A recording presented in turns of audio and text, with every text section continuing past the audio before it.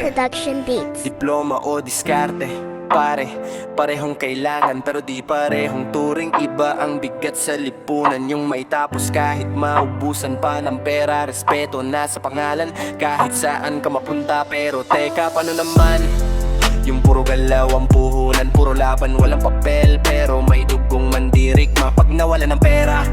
Biglang wala nang tingala, parang lahat ng nagtiwala biglang naglaho na parang bula. Pero hindi sa diploma lang nakukuha ang dangal, at hindi sa diskarte lang umiikot ang mundong legal. Kahit alin pa dyan meron katandaan mo to pare. Respeto hindi hiningi, ginagawa mo sa sarili mo mismo manggaling. Diploma ano diskarte, pare wag kang titigil. Ang tunay na respeto binubuo habang ika'y sumusulong pa rin. Hindi nasusukat sa papel o sa kapal ng bulsa.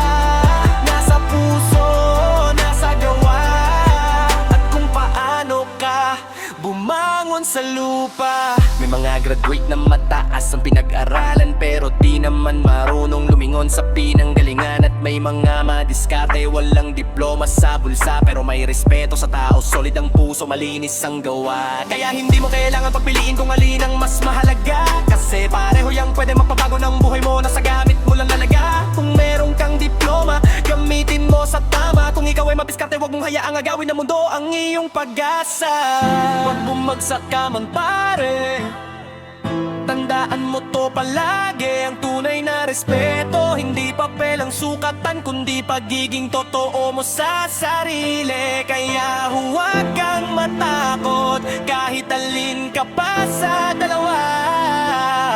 Basta may puso ka sa laban kahit anong daan.